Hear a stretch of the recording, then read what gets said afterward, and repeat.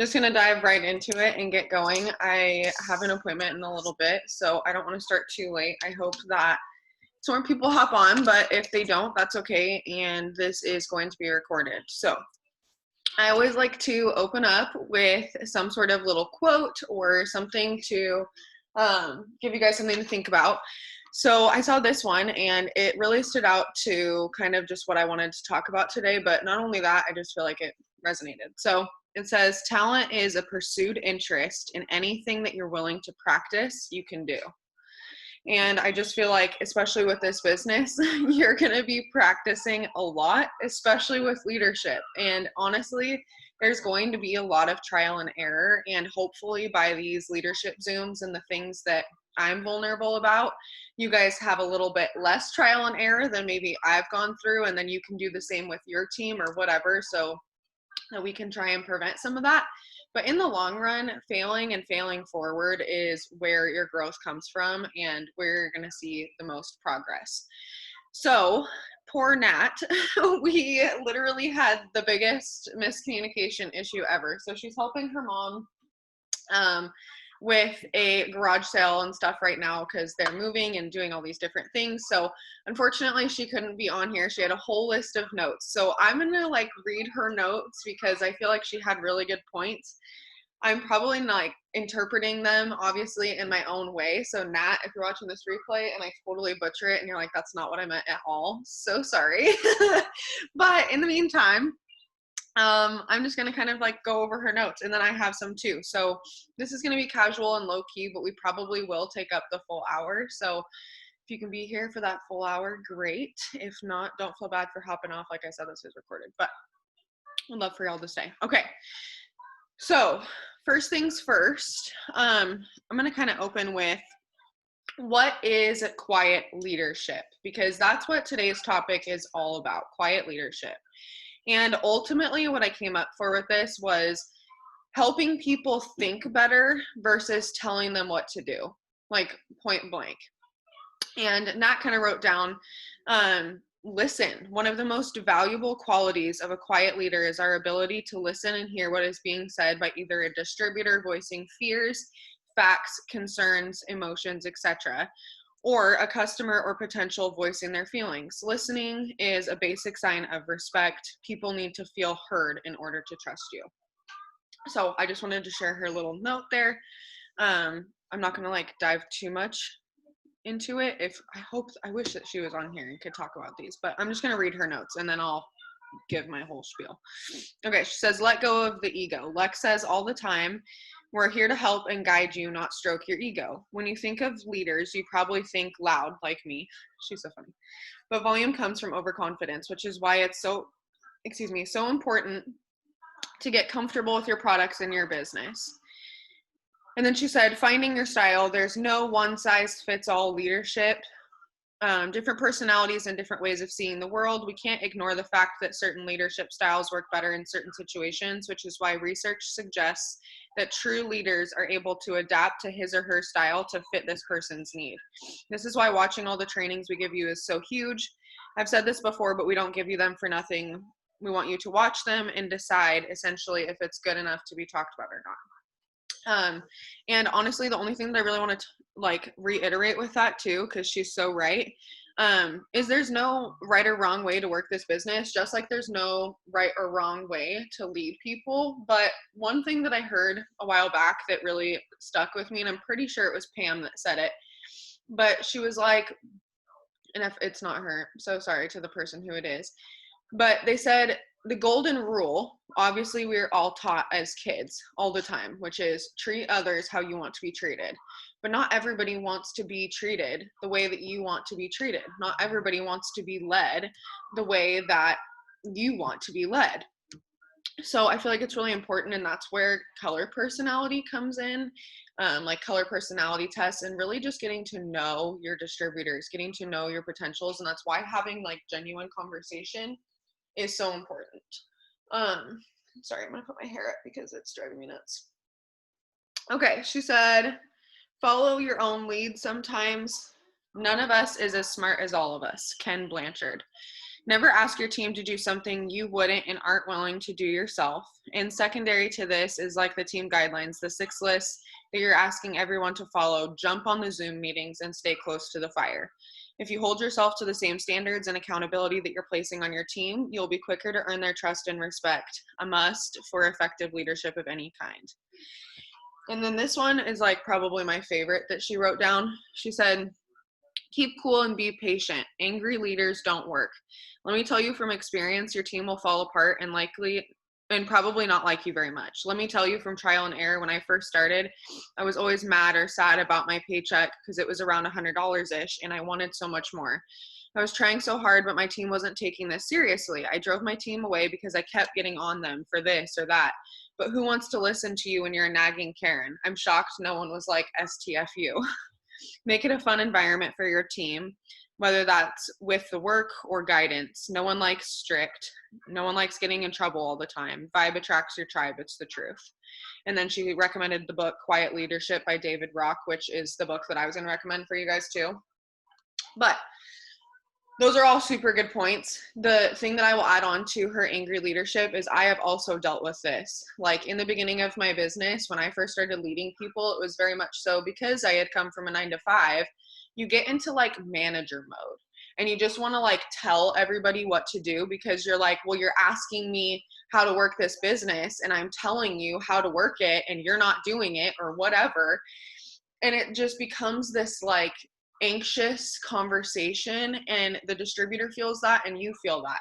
And then you start to, every time your distributors come to you, get this pit in your stomach because you're like, oh, here we go again. Now I got to tell everybody how to do this or that or whatever. And it just becomes this like negative thing. And that's a you problem. That is your ego getting in the way. That's you not coming from the right place. That is all you. Has absolutely nothing to do with your team. It's the fact, and I'm going to get into this in a minute, but you're expecting something of them. And when you let go of the expectations that you have for other people, things become a lot easier, y'all. Okay? I don't expect anything from you guys. I show up every day because I love this business and because I want you guys to succeed and because I want to bring new people into this because everyone deserves it. But if you don't have that same mentality, you can feel that and it reverberates off of you. So, asking a lot of questions instead of immediately giving people the answers, not only in this business, but just in life, is so beneficial. Does it benefit your kids when they come home from school and they have homework to just give them the answers and to just literally write it down for them? Or do you sit there and do you ask them, well, what did you learn in class today? Well, how did your teacher explain it? Let's work together on this problem. And you walk them through it step by step, but you're not doing the homework for them. You're letting them do the homework and you're just coaching them on the sidelines and maybe directing them, right? It's the same thing with leadership. So when you start to listen more and talk less, things become a lot easier. Your distributors are going to be way less defensive. Like, I don't know about you guys, but I do not like being told what to do, regardless of who it's from. It could be from my husband. He hates it when I tell him what to do, right?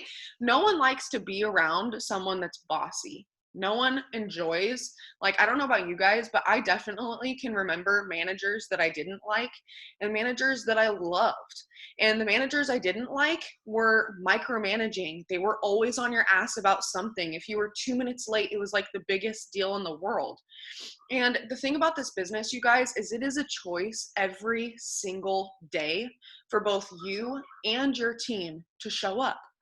Have you ever noticed how I'll just like say, thank you guys for choosing to be here?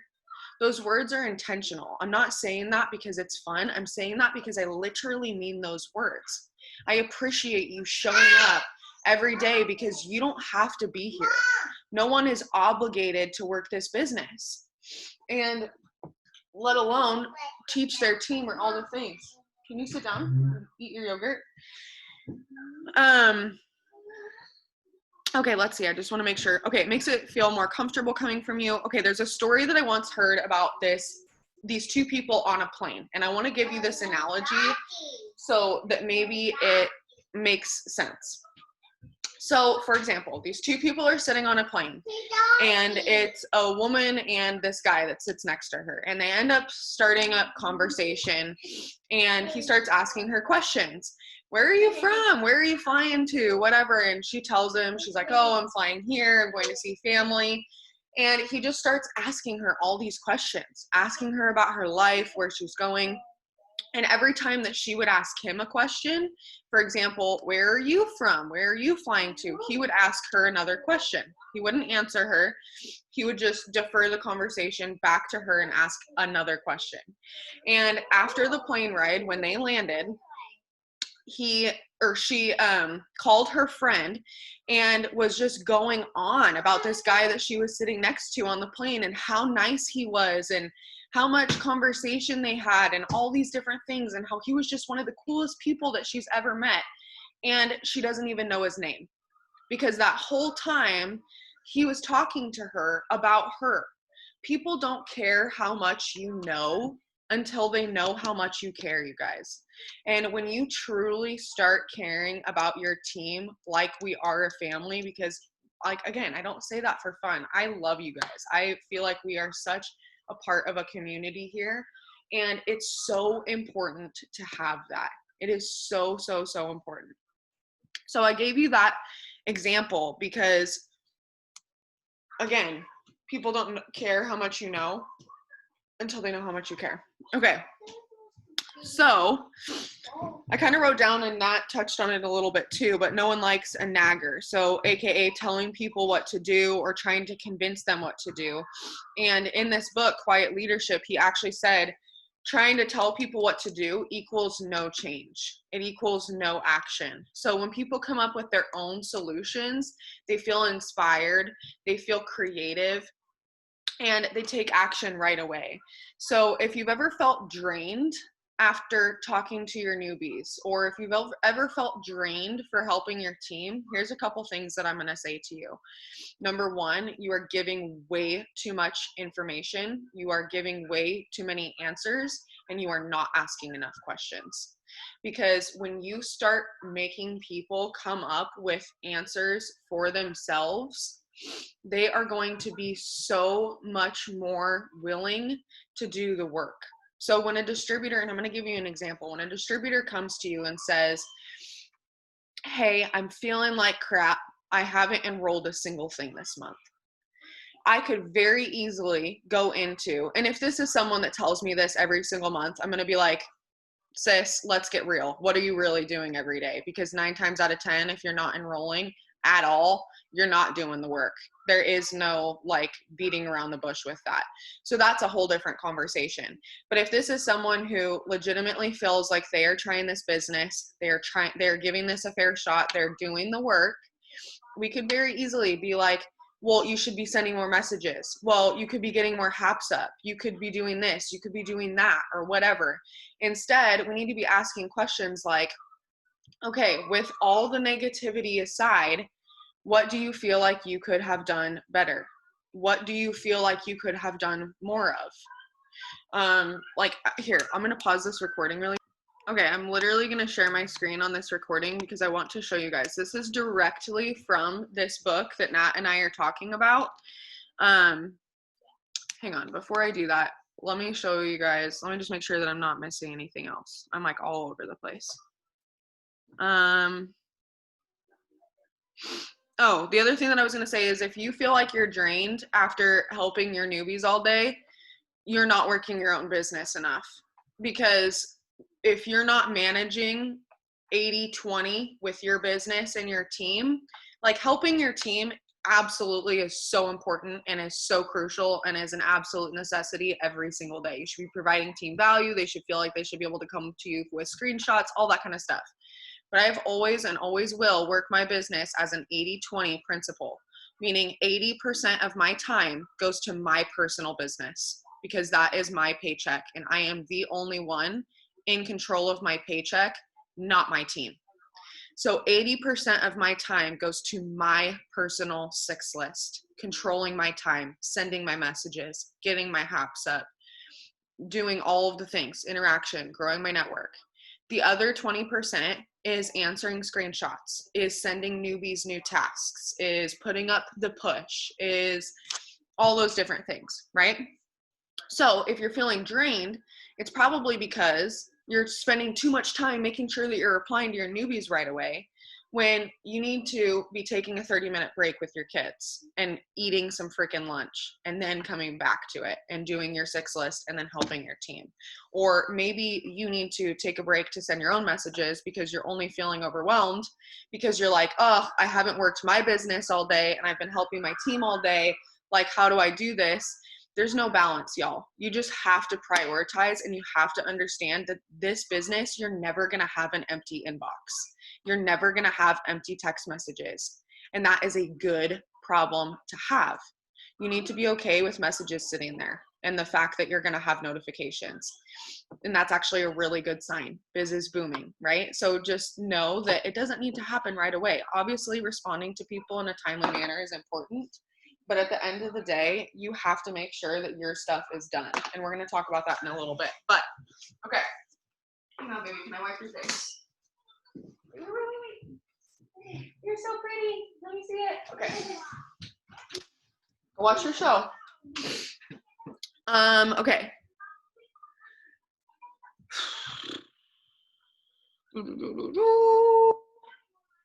Okay, the question ultimately comes down to, what's the most efficient way to help someone who is stuck? 99.9% of the time, the things that the people will come up with, like your distributors, for example, the things that they're going to come up with, the solutions that they're going to come up with is so much better than any answer that you could have given them. And they go immediately from insight to action. And when you tell someone what to do, they're either going to be frustrated, defensive, whatever. And you're going to feel like you're talking people off of a ledge all the time. But you'll start to notice when you have conversations with quiet leadership tools and techniques, how much easier your conversations are with people. Oh, honey, can you pick another toy? Really? Sorry, you guys. Is that like obnoxiously loud? If it is, tell me.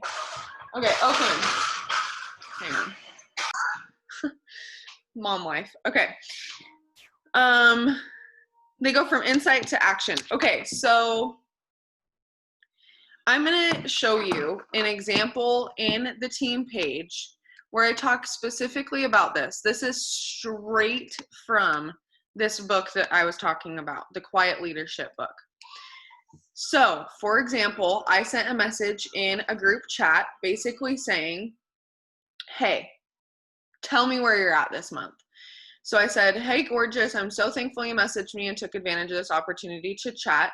This is crucial. Before we start, are you in a good frame of mind for feedback and discussion right now? I know that it sounds a little scripted because this is, but you can change it to sound like you. And honestly, I sent this because I want to know if you're in a good frame of mind for feedback and to talk. You know what I mean? So when they say yes, because they need to. If they say no, you're going to say, okay, go get your mind right, listen to this podcast, watch this video, come back to me when you're ready and in a better place, and let's have a conversation. So we're going to say, yay, before we jump into the aesthetic of your page and looking at how we can improve your actual 6 list, I want to preface by saying I'm not here to get on your case or tell you what you've been doing wrong. What I'd like to do instead is see how you can best fill your potential in your role if that's something that you would be open to. When they say yes, great. All I want to do is help you do your best job. I want to focus on moving forward and coming up with solutions to whatever you may be facing or as a leader right now. To start, I want you to have the opportunity to give yourself some feedback, to rate yourself on your performance. On a scale of 1 to 10, how good do you think you're doing this month? This is huge, giving them the opportunity to rate their performance, to rate how hard they have been working. So if they say a 4, for example, you're going to say, okay, so that's under half of what you're capable of, right? And they're going to say, well, yeah. And I'm going to say, okay, well, I appreciate your honesty, because you want to recognize them and recognize that this is something vulnerable for them to admit to you, because that's really hard to say to your leader, I'm not working as hard as I should be. Without getting into all the problems, which again is another crucial piece, could you tell me what you've learned so far this month? What did you expect to happen? And what steps could you take or do differently to be better the rest of the month? So you're asking them, what were your expectations? Because obviously you're frustrated with yourself for not feeling like you're up to par because you gave a 4 out of a 10 out of your full potential, right? So what could you have done better? What steps could you take through the rest of the month to feel better and bring that higher up to a 10 or whatever? What have you learned so far this month? You guys, if they give you answers like, I don't know, you need to make them get deeper. Okay, well, let's talk about it then. What do you know that you're supposed to be doing every day for your business? What do you feel like you didn't do enough of, and that's why you rated yourself a 4? Right? So start having that conversation with them. Again, I'm asking questions. I'm not just giving them the answer. And I will not just give them the answer because it's not effective. They're not going to do the work that I tell them to do anyways. And they're going to tune out. People will literally stop listening to what you're saying when they don't resonate. But when they are intuitive, when they come up with their own solutions, they will. So when they do come up with a good answer and they do answer what they've learned so far this month, what they expected to happen and what they can do better at, you want to praise them. You want to say, I'm so proud of you for coming up with that. That is such a good start. I think that that would be a great place for you to start. I'm here for you to use me as a soundboard, whatever. So then you'll say, how can I best support you to turn this into a habit? Is that something you'd be open to? What can I do to help you hardwire what you've learned here? Because they're learning something by having this conversation with you. They're learning what their expectations were. Do they need to let go of those expectations? Do they need to have higher or lower expectations of themselves? You know, all of these different things. So then after all of that, and a lot of this, for example, with your distributors, for me, when I was talking with people, was turning this into a habit, creating one-on-ones, like scheduled one-on-ones. For example, Kiana and I have a schedule every Tuesday, unless she's feeling on fire, at 9 a.m. to talk about how she's feeling that previous week. I've asked you guys if I've sent you this message because a lot of you I have. A lot of you asked me for a couple weeks to make sure, like, follow up with you on a certain day. So every Friday I was messaging some of you guys being like, hey, did you finish your 6 list every day this week? Were you participating in the push? Did you finish your self-development? And you guys, I'm willing to do those things, not for fun, but because I genuinely care. I have y'all in my motivational groups, in my healthy habits group. I'm willing to do one-on-ones, all those things. And I still just told you that that only takes 20% of my time.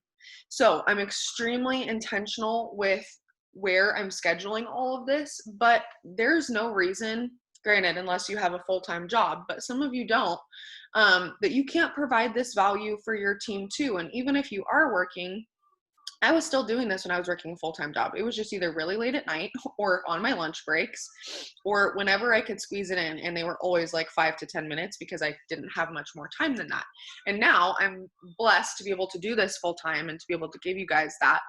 But point being, this is all easy stuff that we should be doing with our distributors. Okay, so then we start going into page aesthetic, helping with a schedule, helping with a daily task list if they don't have it, and truthfully just showing them where to find that information. Because I'm willing to sit there and do a specific schedule with you if that's something that you would benefit from, or even your distributors. But at the same time, if you send them, like, for example, a push, or you add them to the push page, if they're ready for that and they're through their training period, then they're going to know what to do every day. And then you're just going to have a conversation at the end of that push saying, look, this has given you a really good idea of what you need to be working on every day. And the key now is just to become consistent and self-disciplined in doing those daily. So you're going to go over all these different things with them, make sure they know what their goals are, all the things, because if they don't know what they're working towards or they don't know what they're working on, they're just going to feel like they're shooting in the rough. Okay. So that is an example of how to have a good, quiet leadership conversation. And that is in the team page. So y'all can go use that and use it with your distributors. Okay. The other thing is leading by example. And Nat touched on it a little bit too. And I'll read the chats in a minute, you guys. But leading by example, what was I just about to say? Someone just tried to call me and it totally threw me off. It's just a huge part of leadership. So for example, the last couple days I have been sick. I've been in and out of doctor's appointments. I'm feeling a lot better today, but it's been a weird couple days. And honestly, this is not the first time. Like, there are so many days in my business over the last 3 years that life has happened, or I've been sick, or I've been all the things. Someone has died in my family, like all of it, you guys. So much life. But I can't expect you guys to work when I'm not working. So even on the days that I'm sick, even on the days where I don't feel like working, I do. And even if it's the bare minimum, it's the bare minimum and that's all I can do that day. But if it's not, then great. And what that shows your distributors is that you are willing to show up. And what it also shows is that you're not the fat coach on the sideline telling everybody to run 12 laps when you would die if you ran a quarter of one. You know what I'm saying? You're in there with the team, running with them. And I will always, always, always be that leader in the trenches with you guys. And that builds community and trust with me, right? So you want the same thing with your distributors. Okay. I heard this on the Zoom that I actually sent in the leadership chat yesterday from Kelly Brown, and it just like really touched my heart, and it was something that I wanted to share with you guys. She literally put her palms out like this, and she was like, our job is to love people with open hearts and open hands. Granted, if someone burns a bridge with you, that's a totally another story, but our job with distributors, with potentials, with our customers, with our families, whatever it is to come from a place of love. And when you come from a place of love and servitude versus expectancy and this high pressure, it just makes the world of a difference. And again, all this is about, you guys, is creating community, creating that trust, building the loyalty within you and your team, because as a leader, you're going to sacrifice for the greater good of your people. And like, for example, when I'm sick, I sacrifice by working my business and by making sure that you guys have a push and that you guys have the things that you need, regardless of what's going on in my life, because I want to make sure that I'm showing up for you.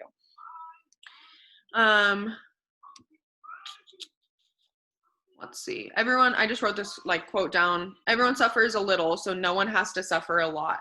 But we do it because we want to, not because we have to. And there's such a big difference. And you guys will see that with your teams too, and those of you who are seasoned and have seen our team has changed so much. You guys, we have had people come in, we've had people come out, we have had really angry leadership, we've had really great leadership, we've had really lax leadership, we've had all the things. And honestly, I feel like we've never been in a better place than we are now. And I truly believe that's because every single one of us that is here for the right reasons. And every single one of us that is here wants this business to work for us and for our teams. And that you can just tell.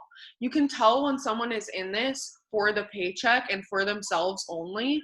And you can tell when someone is in this because they truly want to change lives, and getting a paycheck is just an added bonus. Obviously, we join for selfish reasons, but at the end of the day, when you realize that success doesn't come until you help other people achieve their goals, until you provide value for other people, then you start to put two and two together and you start to want to serve, not just because it's going to come back to you, but because it feels good.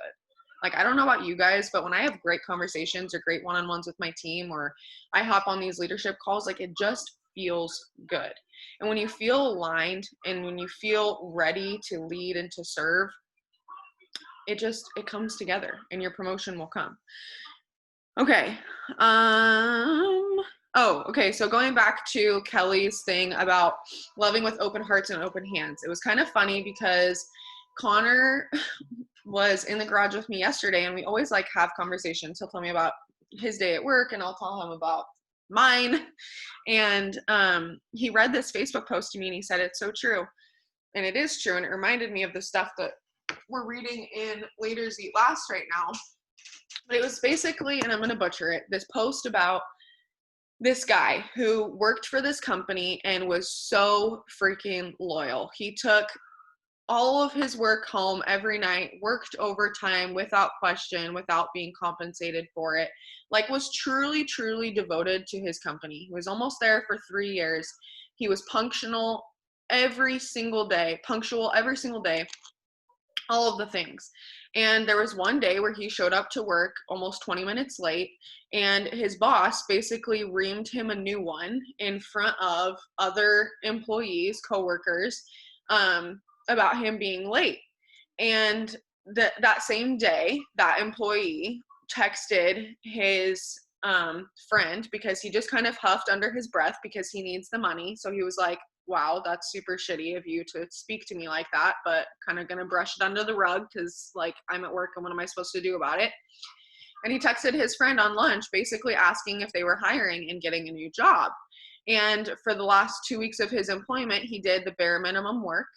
He showed up late whenever he wanted. He was completely checked out and completely lost loyalty and respect for that company. And he was there for almost 3 years. And it just goes to show that had the employer asked why he was late, or come from a place of understanding that we are one and that you never know what people are going through, he would have realized that him and his wife were getting a divorce, and he found out that he has heart issues that day, and that was why he was late and had to stay extra at his appointment. So again, it just goes back to show how much you care. Talk to your distributors like they are people, because these are real people that we are working with. We're not just giving people tasks because they have a checklist that they need to accomplish. No, this is a real mom joining this business, puckering her butthole because she's scared shitless to do this. And we're getting on her about the fact that she's not enrolling. Why do you have any expectations? You know what I'm saying? So it goes through this whole cycle. But I really wanted to share that example with you guys. Okay, let's see. I just said, as a leader, you sacrifice for the greater good of the people, which creates loyalty and reciprocation from your team. And then, yeah. Okay, so I have some things in Leaders Eat Last that I just really wanted. I was going to talk about them on the Monday night call, but I just felt like they resonated with today. I'm not going to like really dive into them. I feel like they're really self-explanatory and you guys can put 2 and 2 together how they relate. But point being, okay, so the first one was, let's see, blah, blah, blah. A new culture of caring allowed the people and strategies to flourish. This is what happens when leaders of an organization listen to the people who work there. Without coercion, pressure, or force, the people naturally work together to help each other and advance the company. Working with a sense of obligation is replaced by working with a sense of pride. And coming to work for the company is replaced by coming to work for each other. Work is no longer a place to dread, it is a place to feel valued. And I think that that's really huge, and we need to make that a standard for this team. Okay, let's go to the next one. Okay, this is what it means to be a leader. This is what it means to build a strong company. Being a leader is like being a parent, and when the company is like a new family to join, one that will care for us like we are their own, in sickness and in health. And if we are successful, our people will take on our company's name as a sign of the family to which they are loyal. Those who work at Verywell Minor talk of their love for the company and each other. They proudly wear the logo of the company's name as if it were their own name. They will defend the company and their colleagues like it was their own flesh and blood. And in this case, nearly every one of these kinds of organizations, the people uses the company's name as a very symbol of their own identity. To treat people like family and not merely as employees, to sacrifice the numbers to save the people and not sacrifice the people to save the numbers. I want to read that last sentence again to you. To treat people like family and not as merely employees, to sacrifice the numbers to save the people and not sacrifice the people to save the numbers. So you're not just going to go lay people off. You're not just going to go get rid of distributors. You're not going to count anyone out on your team or on your chart because they're not doing what you're expecting of them. You are going to sacrifice the numbers because you care about the people, right? It's no secret that our volume has dropped, you guys. It's no secret at all. But we are coming into this month so strong already that I know that we're going to accomplish that. But it doesn't matter where we're at enrollment wise. I could have looked at the last 3 months of enrollments and been like, wow, enrollments have been so low, whatever, like my enrollments weren't there, our team enrollments weren't there, the HAPs weren't there, whatever it is. You could sit there and go through all the list of things. But ultimately, it doesn't really matter, because those of us who are in this for the long run see the big picture. And I know that because I've been in this long enough that there's ebbs and flows, and there's going to be time that volume's low. There's going to be time that volume's high. And one little one-liner that I always love, and I can't remember who said it, but there's a top leader that basically was like, volume fluctuates, vision doesn't. And when you create that within your team and you have that loyalty, I feel like this comes into play. Okay, let's go to the next one. I think I have like 1 or 2 more. Okay, so this one was talking about status, like hierarchy.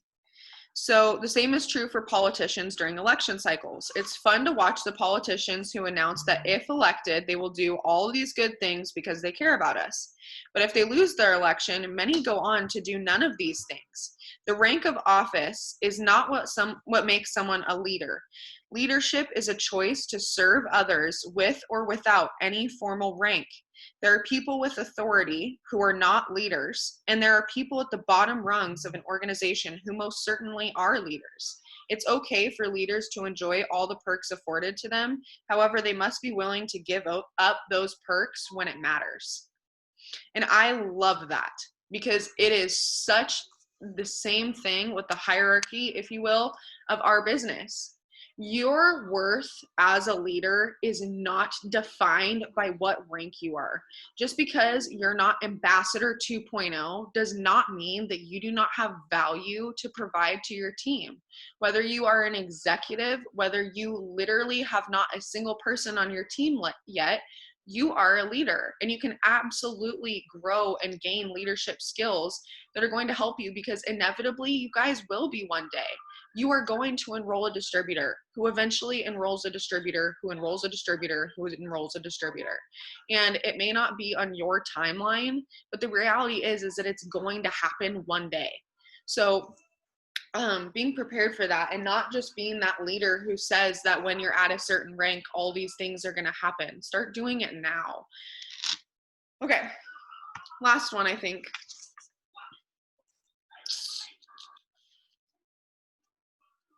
Okay, I loved this. So I'm going to read this little passage, and then I'm going to leave you guys with that, and I'll answer your questions in the chat. So if you have any more, put them in the chat and I will answer those.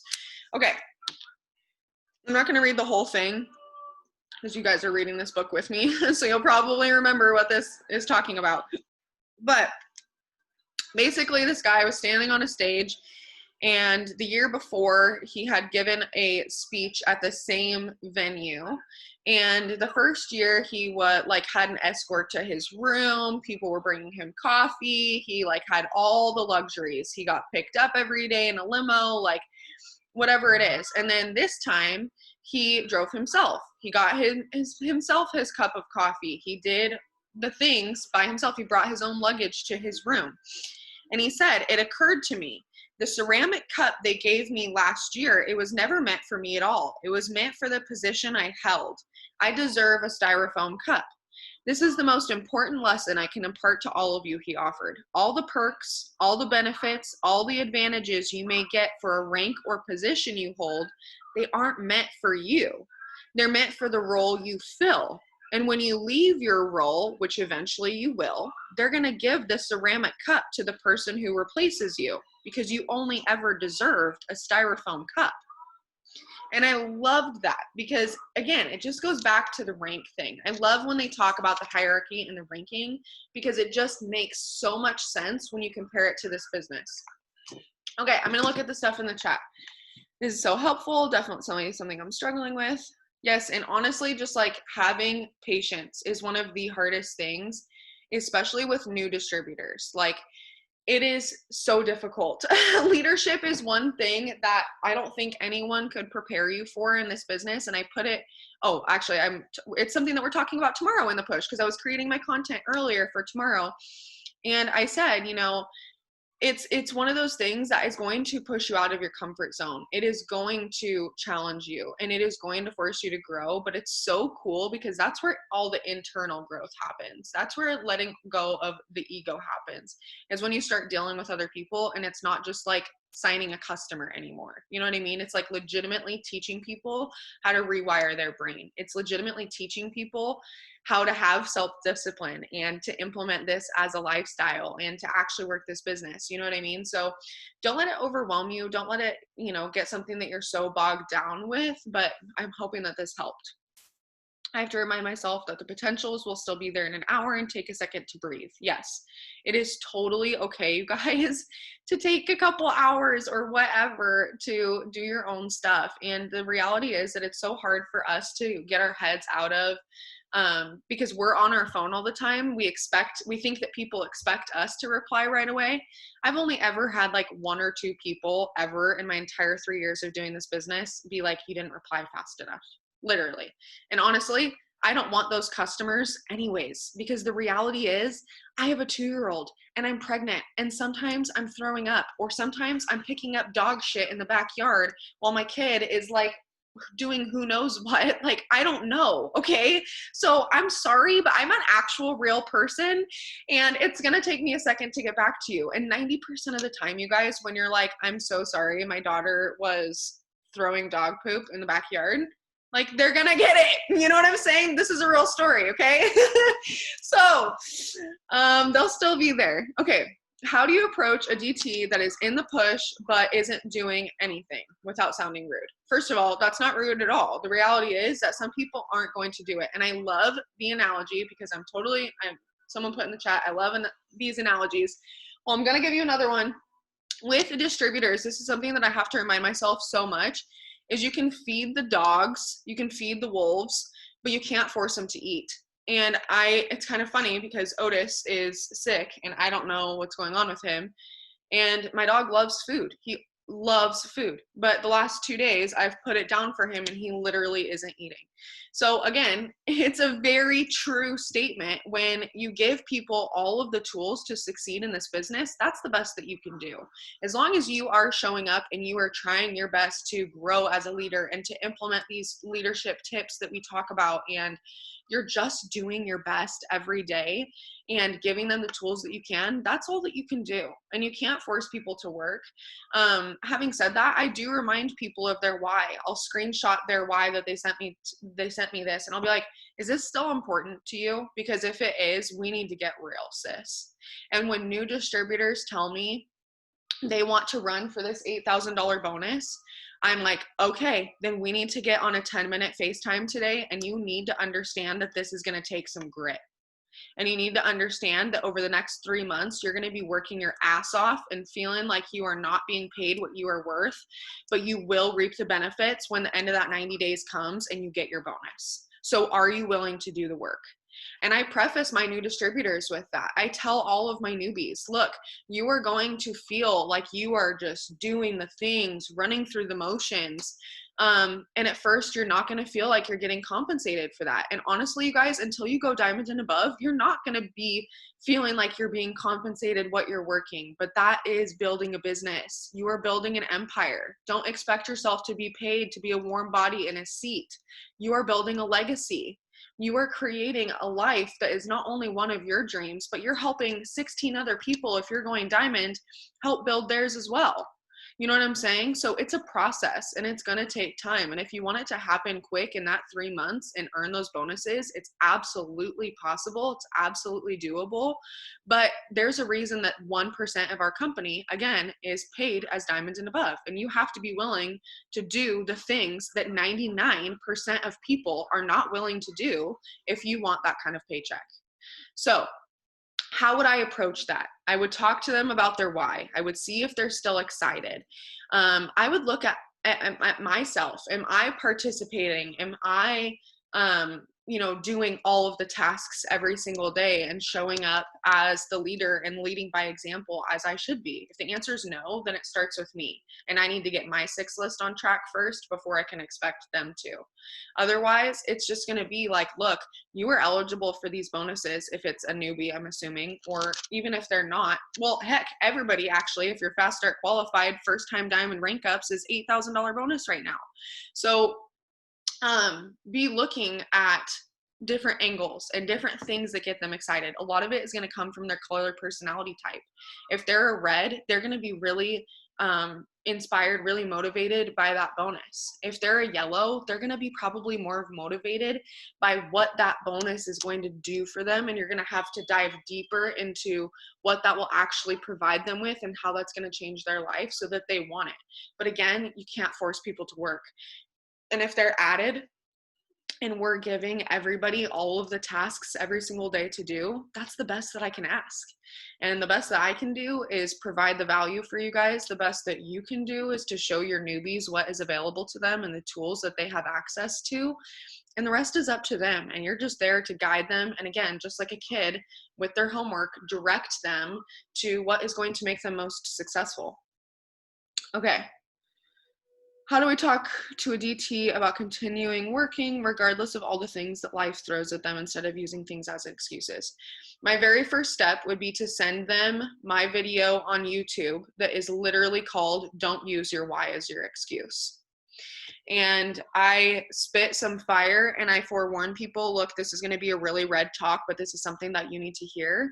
And at the end of the day, you guys, like, I'll even ask people, like, do you want my sugar-coated response or do you want me to be real with you? And if they're like, I want you to be real with me, I'm going to be like, okay, sis, look.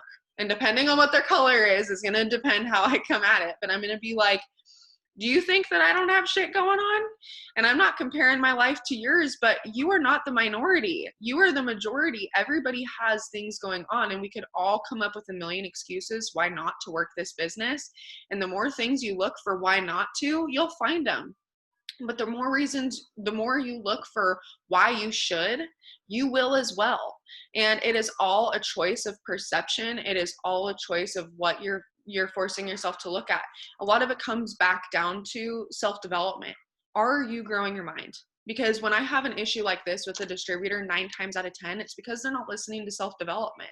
And so they're coming up with all of these things and they're focusing on the negative because that's all that they know how to do. You know what I mean? And I remember myself, and I hope that you guys do too. When I first started this business, you guys, I was a shit show. Not only was I like an emotional wreck, but my life was a wreck. So I remember feeling like, oh, I don't want to do this right now. But also suggesting things, and again, this will come with leadership, but also being like, if you have a distributor who's like, I don't want to work right now, I'm going to be like, girl, me neither. Let's send 30 messages together. You know what I'm saying? Like, it's just having that mentality, having that attitude, and just letting them know that, like, you're in this together and you are the majority. We all have shit going on. And if you want to let that get in the way of your future, that's up to you. But I'm here to let you know and to hopefully guide you as your leader and as your mentor to come out of that, because I'll let people fall, but I will not let you stay there. You know what I'm saying? So send them that video for sure. Okay, you guys, if you think of anything else, of course, I'm just a message away or a one-on-one away. But I'm going to stop the recording and have this uploaded soon so that you can share it with your distributors. But I hope it helped, and happy Saturday.